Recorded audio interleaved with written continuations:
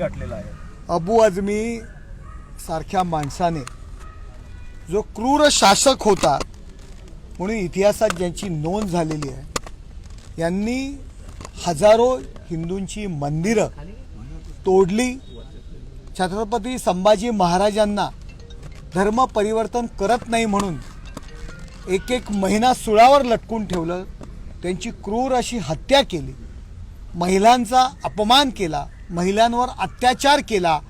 अशा औरंगजेबाबद्दल उत्तम प्रशासक होता, त्याचबरोबर त्यांची स्तुतिसुमनं उधळण्याचं काम जे अबू आझमींनी केलेलं आहे हे देशाच्या विरोधातलं काम आहे। देशद्रोहाचा खटला दाखल करावा आणि त्यांची आमदारकी रद्द करावी अशी सकाळीच आमचे उपमुख्यमंत्री एकनाथ शिंदे साहेब यांनी ती मागणी केलेली आहे। आणि म्हणून अशा माणसावरती खटला दाखल करण्याकरता आम्ही या वागळे स्टेट पोलीस स्टेशनवरती आमची पूर्ण शिवसेना या ठिकाणी आलेली आहे। मुर्दाबाद मुर्दाबाद मुर्दाबाद मुर्दाबाद, अटक करा अटक करा अटक करा अटक करा। गेल्या काही दिवसापासून इतिहासामध्ये काय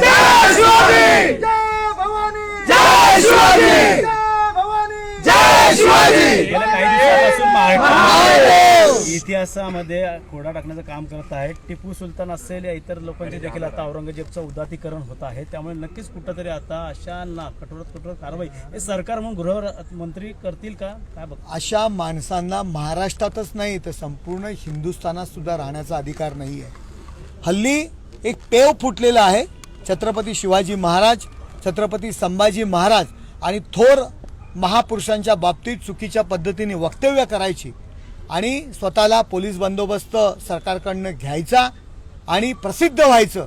अशा लोकांना तुरुंगात टाकलं पाहिजे, घरातनं उचलून पोलिसांनी त्यांना तुरुंगामध्ये अटक करायला पाहिजे। आम्ही आमच्या महापुरुषांचा, आमच्या आराध्य दैवतांचा अपमान सहन करणार नाही आणि याकरता आम्ही हा गुन्हा दाखल करतोय।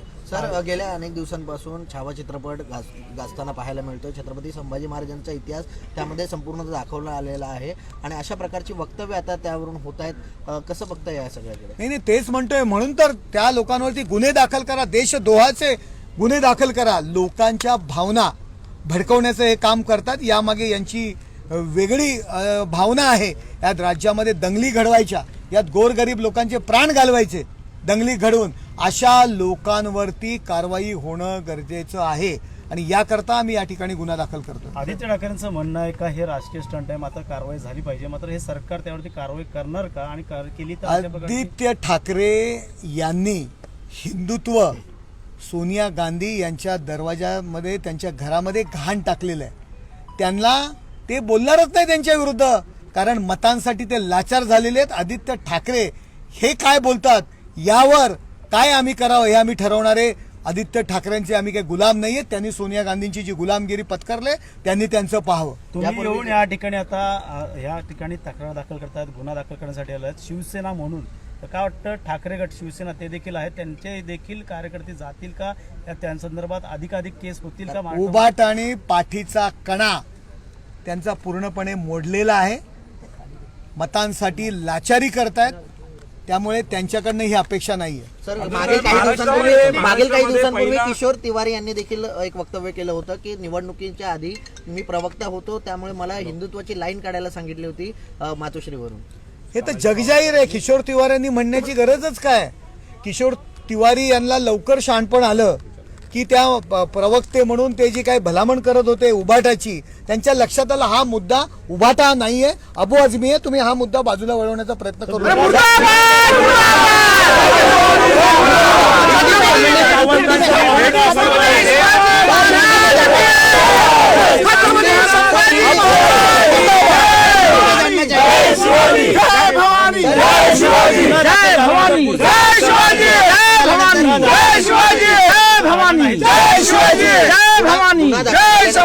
भूमिका शिवसेनेची काय असेल? गुन्हा दाखल तर करतोय आम्ही आणि बघा काय करतो ते।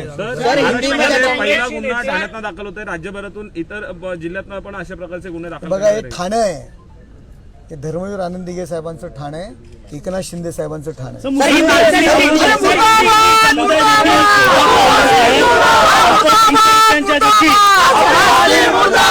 त्यांच्यासोबत या आंदोलनामध्ये आहे. संघटना बघा, या देशात राहणारा, या देशावर प्रेम करणारा जो माणूस असेल आणि तो छत्रपती शिवाजी महाराजांवरती पण प्रेम करतो, छत्रपती संभाजी महाराजांवरती प्रेम करतो.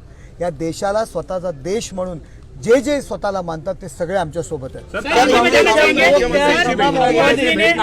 रोहित शर्मावर टिप्पणी केलेली आहे. काँग्रेसच्या बघा, काँग्रेस यांची अवस्था खूप वाईट आहे. ज्या दिल्लीमधून काँग्रेस उभी राहिली तिथेही त्यांचा सुपडा साफ झालेला आहे. त्यामुळे अशी कोणतरी येणार आणि रोहित शर्मावर टीका करणार, काय लक्ष देता, कशाला प्रसिद्धी देता? अहो, आता विषय वेगळा आहे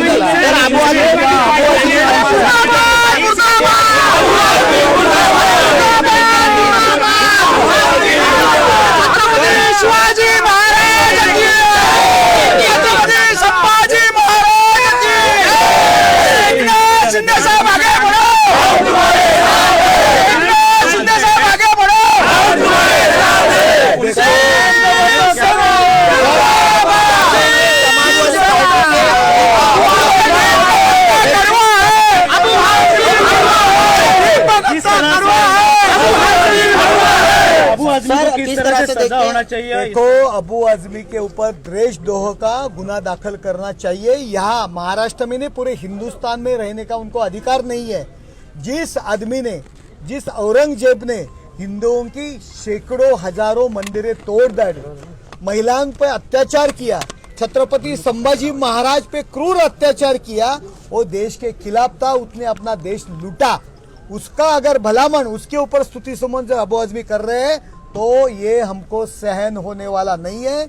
हमारे नेता एकनाथ शिंदे साहब ने सुबह ही मांगनी की है कि अबू आजमी के ऊपर देशद्रोह का गुना दाखिल करना चाहिए. आज हम यहाँ उनके ऊपर देशद्रोह का गुना दाखिल कर रहे हैं. इस्तीफा की मांग करोगे? इस्तीफा की मांग ने करने कहा वाले कि हैं. 52 वर्ष औरंगजेब ने जो है हुकूमत की है, लेकिन वो क्रूरतावादी नहीं था. अगर वो ऐसा करता तो अनेक हिंदुओं देखो, को जो है अपना इतिहास देखो, अपना इतिहास देखो. छत्रपति संभाजी महाराज को महीनों महीने तक उन्होंने बंद करके रखा, क्रूर अत्याचार किया, धर्म परिवर्तन के लिए महिलाओं पे अत्याचार किया, अपने मंदिरें लूटे, मंदिरें तोड़ डाली. उस औरंगजेब का अगर वो अबू आजमी भलामन करते तो उनको भी हम महाराष्ट्र में घूमने नहीं देंगे. इस्तीफा के बारे में क्या? उन्होंने इस्तीफा देना चाहिए. एबीपी माझा, उघडा डोळे बघा नीट.